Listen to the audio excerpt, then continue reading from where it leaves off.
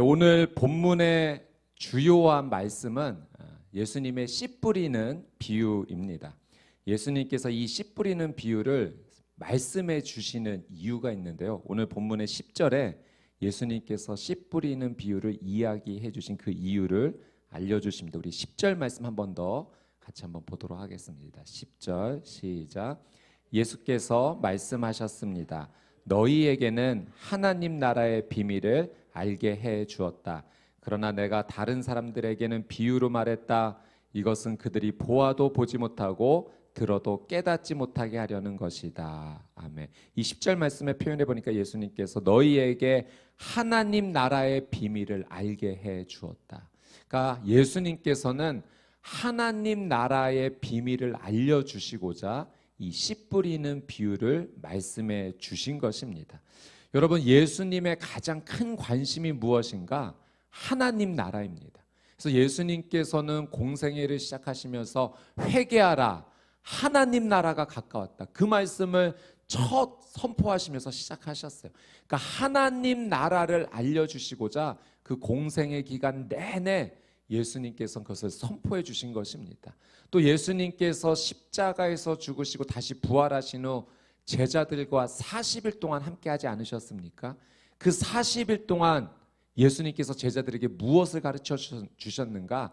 하나님 나라를 가르쳐 주셨다라고 기록이 되어 있습니다. 그러니까 예수님의 처음부터 마지막까지 예수님은 하나님 나라를 우리에게 가르쳐 주시고자 애쓰셨어요. 그래서 오늘 이 본문도 씨 뿌리는 비유도 우리에게 하나님 나라를 소개해 주시고 그 하나님 나라를 살게 해 주시고자 이 말씀을 주셨습니다. 오늘 이 말씀 앞에 우리 모두가 예수님의 귀한 교훈을 깨달아서 하나님 나라를 살아가는 저와 여러분이 되시기를 주님의 이름으로 축복합니다. 그 한 교회 주일학교에서 선생님께서 우리 아이들에게 그런 질문을 하신 거예요. 하나님 나라에 들어가려면 어떻게 해야 되죠? 이 선생님께서 이제 기대하신 대답은 예수님 믿어야 합니다라는 대답을 우리 아이들에게 그 신앙 고백을 듣고 싶으셨어요. 그런데 한 아이가 손을 번쩍 들더니 예 선생님, 하나님 나라에 들어가려면 먼저 죽어야 됩니다. 예. 근데 저는 이 이야기를 준비하면서 하나님 나라는 죽어서만 가는 나라가 아니라 지금 생명이 있는 이때부터도 누릴 수 있는 하나님 나라다, 이거를 좀 나누고자 이 이야기가 생각났는데, 이 이야기를 자꾸 곱씹으면 곱씹을수록 아 맞다, 하나님 나라를 들어가면 죽어야지, 예수 그리스도와 함께 죽고 예수 그리스도와 함께 살아가면 그때부터가 하나님 나라지라는 고백이 생기게 되었습니다. 여러분, 오늘 말씀 앞에서 우리가 하나님 나라를 가르쳐 주시는 이 예수님의 말씀을 붙잡고 예수 그리스도와 함께 십자가로 나아가 예수와 함께 죽고 예수와 함께 살아나는 우리 수원 온누리교회 성도님들 되시기를 주님의 이름으로 축복합니다. 여러분, 이 씨 뿌리는 이 사람이 씨를 오늘 말씀해 보니까 예수님께서 설명해 줄 때 씨를 뿌렸는데 그 씨가 4가지 땅에 떨어졌습니다. 첫 번째는 길가에 떨어졌습니다. 이 길가는 사람들이 자주 다녀서 딱딱하게 굳어진 땅이죠. 이 길에 떨어진 씨는 새들이 와서 그 씨를 이렇게 쪼아 먹게 됩니다. 예수님께서 새가 씨를 먹었다는 것을 이렇게 설명해 주시죠. 마귀가 말씀을 빼앗아가서 구원받지 못하도록 방해하는 것이다. 여러분, 내 마음에 하나님의 말씀의 씨앗이 떨어질 때 내 마음이 딱딱하게 굳어져 있으면 그 하나님의 말씀을 마귀가 빼앗아갑니다. 그래서 우리가 하나님 나라를 살아가지 못하도록 사단은 방해하죠. 영적 방해를 합니다. 내 마음이 언제 이렇게 딱딱해지는가? 말씀을 묵상하는 가운데 내 마음이 이렇게 완고해지고 딱딱해질 때는 내 삶에 원망과 불평이 자꾸 새어나올 때 내 마음이 딱딱해지는 것을 느끼게 됩니다. 감사가 흘러넘칠 때는 내 마음이 부드러워지는데 내 마음에서부터 원망과 불평이 자꾸 생겨서 그것을 말하고 표현하고 행동할 때 내 마음만 딱딱해질 뿐만 아니라 내 삶 전체가 완고해지는 것을 우리는 모두 다 경험하게 됩니다. 여러분, 내 마음을 잘 살펴볼 수 있어야 돼요. 지금 내 마음에 원망과 불평보다 감사가 더 많이 흘러넘치는가? 아니면 감사는 점점 줄어들고 매 순간마다 나는 원망과 불평을 이야기하고 있는가? 여러분, 이 원망과 불평이 감사보다 더 많아지게 되면 하나님 말씀을 받아들이는데 우리가 어려움을 느끼게 됩니다. 저는 여러분의 귀한 삶이 매 순간 하나님 주시는 은혜를 감사로 받아들여서 원망과 불평은 줄어들고 감사가 흘러넘치는 부드러운 마음 되시기를 주님의 이름으로 축복합니다. 제가 말씀을 묵상해 이렇게 나가면서 내 삶 가운데 찾아온 변화가, 가장 큰 변화가 무엇일까 이렇게 한번 생각해 볼 때 저도 저를 보면서 놀라는 것은 이 말의 표현 가운데 미안하다, 고맙다 이 말이 아주 자연스럽게 많이 늘어났다라는 사실이에요. 근데 놀라운 사실은 제가 이것을 표현할 때마다 그 관계 안에서 부드러워지는 것을 경험하게 됩니다. 이 가족 안에서 제가 미안해, 고마워 이 말들을 자주 사용하다 보니까 이 미안하다, 고맙다라는 말이 사랑의 다른 말이구나. 사랑한다라는 말 대신에 미안하다고 말할 수 있고 사랑한다는 말 대신에 고맙다고도 말할 수 있는 것이구나. 여러분, 이 미안하다, 사랑한다, 고맙다라는 말은 여러분 우리의 관계를 부드럽게 해줍니다. 그러나 이 말 대신에 서로를 향해 원망과 불평이 계속 흘러나오게 되면 내 마음도 완고해질 뿐만 아니라 그 관계까지도 딱딱해져서 굳어져서 힘들고 어려운 상황이 일어나게 됩니다. 여러분, 여러분의 언어 가운데 하나님께서 주시는 언어, 사랑의 언어, 미안하다는 말, 고맙다는 말이 자주 흘러넘치시게 되기를 주님의 이름으로 축복합니다. 여러분, 이 말은 성령의 언어예요. 성경의 언어예요. 하나님의 말씀이 우리의 마음 가운데 떨어질 때마다 즉각적으로 부드럽게 반응하며 나가는 오늘 이 하루 되시기를 주님의 이름으로 축복합니다. 두 번째, 이 씨가 바위 위에 떨어졌습니다. 여러분, 이 이스라엘 지역은 땅 밑에 석회암이 많습니다. 그래서 햇빛을 받게 되면 그 흙 아래에 있는 이 돌덩이가 뜨거워지게 돼서 그 위에 씨가 떨어지면 다른 땅보다 싹은 빨리 먼저 나게 됩니다. 그러나 이 뿌리가 내릴 때 이 돌덩이, 바위가 그 뿌리 내리는 것을 방해해서 곧 시들어 버리게 되는 거죠. 이 바위에 떨어졌다는 것은 처음에는 기쁨으로 믿음 생활을 시작하지만 시련이 찾아오면, 어려움이 찾아오면, 고난이 찾아오면 곧 넘어져서 믿음을 포기하게 된다라는 것을 예수님께서 설명해 주십니다. 이 동일한 이 씨 뿌리는 비유의 마태복음 말씀을 보니까 이 바위에 떨어진 씨를 이 흙이 얕아서 돌밭에 떨어졌다라는 표현을 합니다. 여러분, 겉으로 볼 때는 흙이에요. 흙이 덮어져 있어서 흙인 줄 보이지만 그 안에는 돌이 무수하게 많이 있는 거죠. 그 돌들이 이 씨가 뿌리를 내리지 못하도록 방해를 하는 것입니다. 여러분, 내 마음에 있는 이 돌덩이들은 무엇인가? 내 마음에 있는 이 바위는 무엇입니까? 여러분, 내 안에 하나님의 말씀보다 더 중요하게 여기는 나의 자아가 있는 겁니다. 큰 돌덩이 같은 자아가 있는 거예요.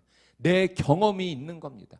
그래서 하나님의 말씀이 내 삶 가운데 들어오게 될 때 내가 경험한 것이 더 중요하고 내 자아가 더 중요하기 때문에 하나님의 말씀이 뿌리 내리지 못하도록 막아내는 겁니다. 밀어내는 것입니다. 여러분, 그래서 이 하나님의 말씀에 뿌리가 내리지 못하면 시험과 시련과 고난과 어려움이 찾아올 때 그 말씀을 우리가 포기하게 되는 거죠. 그냥 내 경험을 믿겠어, 내 자신을 믿겠어, 하나님의 말씀을 의지하기보다 나를 더 중요하게 여기는 삶으로 우리가 돌아가는 겁니다. 여러분, 그래서 내 마음에 있는 이 돌덩이, 내가 중요하게 생각하는 내 자아를 우리는 깨야 돼요. 내려놓을 수 있어야 돼요. 그래야 말씀의 씨앗이 우리의 삶 가운데 뿌리를 내리게 됩니다. 오늘 이 하루 내가 중요하게 여겼던 나의 자아, 경험, 습관 모든 것 다 내려놓고 하나님 말씀을 더 중요하게 여기는 저와 여러분의 삶이 되시기를 주님의 이름으로 축복합니다. 세 번째는 가시덤불에 이 씨가 떨어졌습니다. 이 가시덤불은 이스라엘 지역에서 이제 잡초와 같습니다. 가시덤불이 햇빛을 가리죠. 씨앗이 성장하지 못하도록 모든 기운을 이 가시덤불이 다 빼앗아 갑니다. 여러분, 우리가 하나님 나라의 이 말씀을 받을 때 이 말씀이 자라지 못하도록 그 햇빛을 가리고 기운을 빼앗는 가시덤불이 있어요. 예수님은 두 가지를 말씀하십니다. 세상을 걱정하는 마음, 그리고 세상의 쾌락을 추구하는 마음이다라고 했어요. 여러분, 세상을 걱정하는 마음, 세상에서 내가 걱정하며 살아가는 삶, 또 세상에서 쾌락, 즐거움을 추구하는 마음, 이 두 가지 모습은 굉장히 상반돼 보여요. 전혀 다른 모습입니다. 그러나 동일하게 이 두 가지 마음이 우리의 믿음이 자라는 것을 방해한다는 거예요. 말씀이 뿌리를 내려 열매를 맺도록 방해하는 것이 세상을 살아가면서 너무 걱정하는 마음, 또 세상을 살아가면서 세상의 것을 더 즐거워하는 마음이 우리의 믿음을 자라지 못하도록 방해한다는 거죠. 우리가 하나님 나라를 살아가지 못하도록 방해하는 것입니다. 그래서 여러분, 우리는 우리의 삶 가운데 이 두 가지를 경계해야 돼요. 하나님께서는 너무 걱정하지 말라고 말씀하셨어요. 염려하지 말고 기도하라고 말씀하셨습니다. 여러분, 우리가 걱정하고 염려하고 근심하며 살아가는 대신에 그 걱정과 염려가 찾아올 때마다 기도의 자리를 찾는 저와 여러분이 되시기를 주님의 이름으로 축복합니다. 그것이 하나님 나라를 살아가는 놀라운 은혜의 자리예요. 여러분, 걱정한다고 염려한다고 해서 문제가 풀어진다면 여러분, 이미 세상에는 걱정과 염려를 담당하는 기관들이 세워졌을 거예요. 그러나 그런 것들이 전혀 없지 않습니까? 만약에 염려가 문제를 풀 수 있다면 나라의 염려부 장관이 세워졌을 거예요. 그러나 염려는 전혀 우리의 문제를 해결하지 못합니다. 그러나 기도는 우리의 문제를 해결하는 열쇠가 되는 줄 믿습니다. 여러분, 또한 세상을 추구하는 마음을 절제하십시오. 여러분, 세상의 즐거움을 추구하는 마음의 자리에 하나님을 즐거워하는 자리로 마음의 방향을 바꾸시게 되기를 주님의 이름으로 축복합니다. 여러분, 우리의 삶의 방향은 하나님을 기뻐하는 삶의 자리로 나가야 돼요. 그 길이 하나님 나라를 살아가는 놀라운 은혜입니다. 눈으로 겉으로 보기에는 세상 즐거움이 더 좋아 보이죠. 그러나 조금 더 깊이 들어가면 세상 즐거움은 결국 우리에게 공허함만을 줄 뿐입니다. 여러분, 세상의 어떤 즐거움이 우리를 영원토록 만족시켜주는 즐거움이 어디에 있습니까? 첫 맛만 달 뿐이지 그 안으로 들어가면 더 쓴맛이 있고 더 공허하게 만들고 우리를 좌절하게 만들지 않습니까? 그러나 하나님을 즐거워하는 마음은 처음부터 마지막까지 우리를 기쁨으로 인도합니다. 여러분, 우리에게 말씀의 씨앗이 자라도록 방해하는 이 가시덤불 같은 잡초 두 가지, 걱정하는 마음, 세상의 즐거움을 추구하는 마음, 우리가 조심하며 기도하며 하나님을 선택하는 오늘 이 하루 되시기를 주님의 이름으로 축복합니다. 마지막 네 번째, 좋은 땅에 씨앗이 떨어졌어요. 이 좋은 땅은 길가와 같이 딱딱하지 않습니다. 땅 밑에 돌도 없어요. 주변에 가시덤불과 같은 잡초도 없습니다. 마치 따뜻한 어머니의 품과 같은 곳이에요. 여러분, 우리 자녀들이 어머니의 품에 안겨 있을 때 가장 평안한 얼굴의 표정이 나오지 않습니까? 세상 모든 근심 염려가 하나도 우리 아이에게 남아있지 않아요. 마치 우리가 하나님의 그 품 안에 안길 때 여러분, 우리 안에 모든 세상 근심 걱정 염려가 사라질 줄 믿습니다. 그냥 일시적으로 사라지는 것이 아니라 하나님께서 막아주시는 거예요.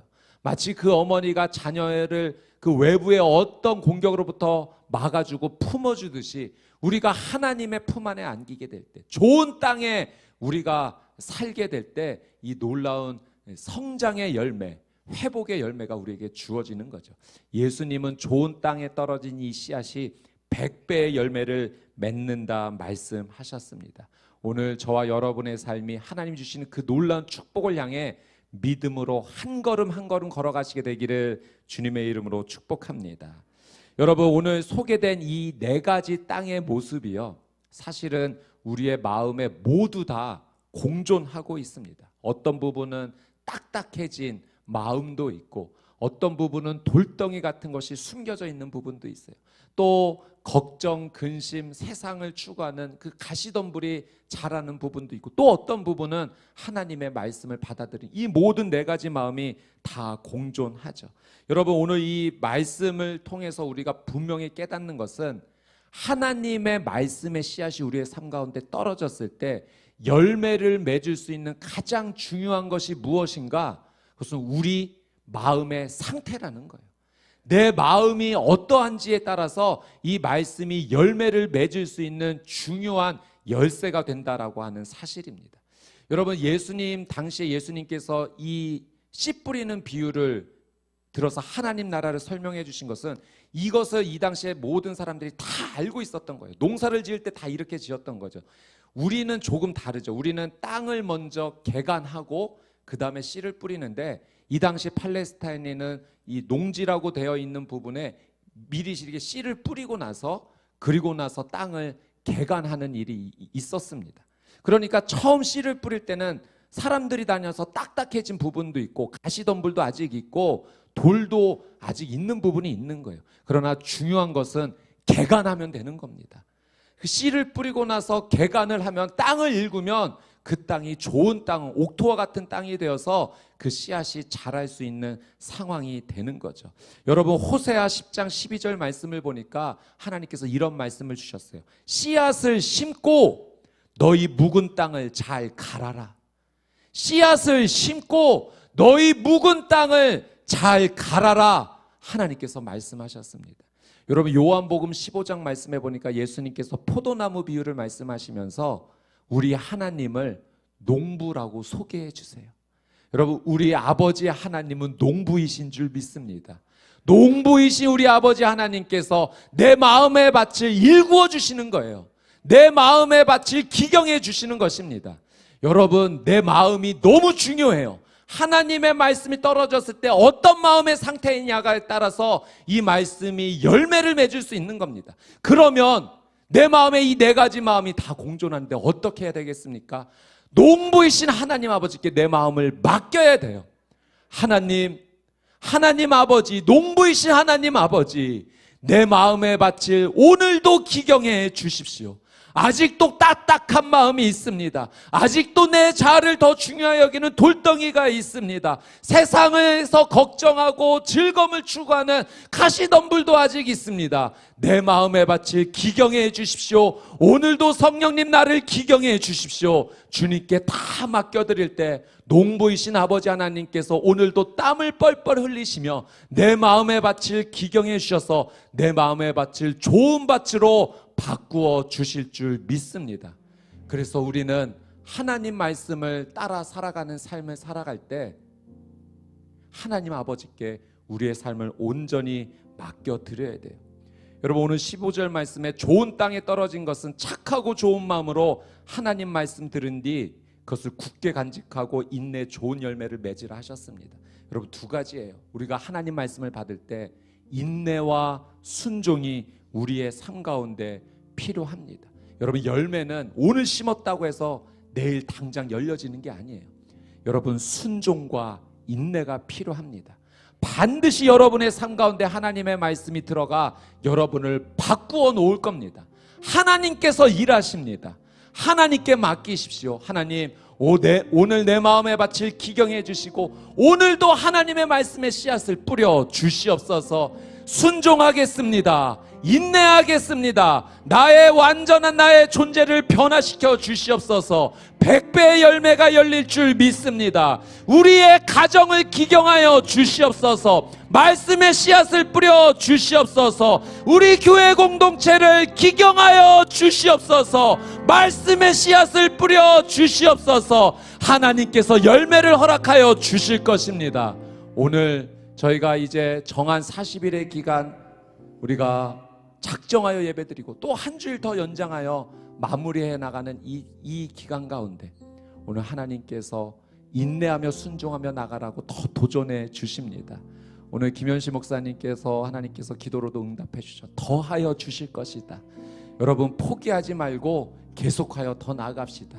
기도의 자리에 머뭅시다. 말씀의 자리에 머뭅시다. 예배의 자리에 머뭅시다.